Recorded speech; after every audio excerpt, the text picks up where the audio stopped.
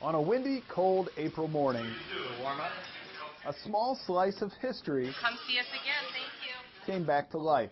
There you go, day one. On a sleepy stretch of one of America's most recognizable roads, the Palms Grill Cafe has reinvented itself as a greasy spoon pit stop for weary road warriors along Route 66 in Atlanta, Illinois. It's kind of different than your run-of-the-mill chain store. A place where they can go and relive what it would have been like stopping at a small town, eating in a small cafe. So we wanted to give them that. Here, nostalgia tastes almost as good as the pies.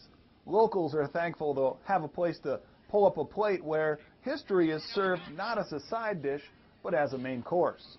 Just the atmosphere I think we're looking forward to.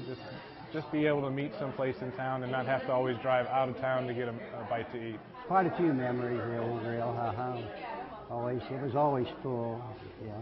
Bill Johnson should know. He was a cook here when he was a teenager. He manned the grill in the 1940s. The Palms served its first dish back in 1934. Most of them about my age, they seem to think it's going to be all right. That could go over pretty good.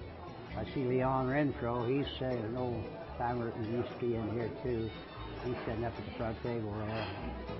As America's interstate infrastructure came to age, Route 66 was retired. In the late 1960s, the crowds cooled, as did the grill. All of the business traffic and tourist traffic that used to go by the front door of the Palms Grill Cafe disappeared. Yet on this day in April, no wind, rain, or cold could keep this door closed. I'm going to grab a pot of coffee. The renovation of the Palms was a 6-year undertaking. After getting the building listed on the National Registry of Historic Places, Bill Thomas and his team tackled a tough task, bringing a piece of yesteryear back to life. With only a modest budget, Thomas had to get creative if he was going to replicate everything to a T.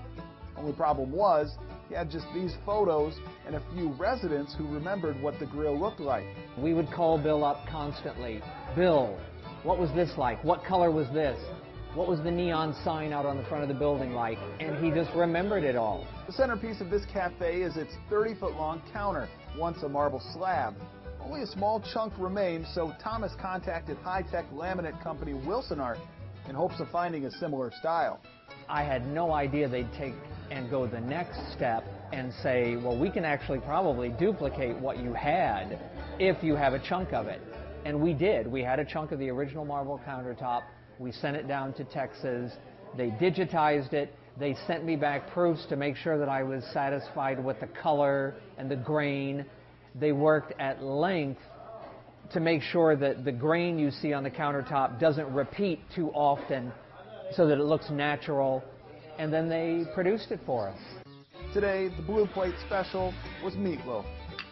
The true special in bringing the Palms Grill back from extinction was it gave a voice to a cafe silenced for 3 decades. Ever since we started the project, it has reminded people in town of experiences they had.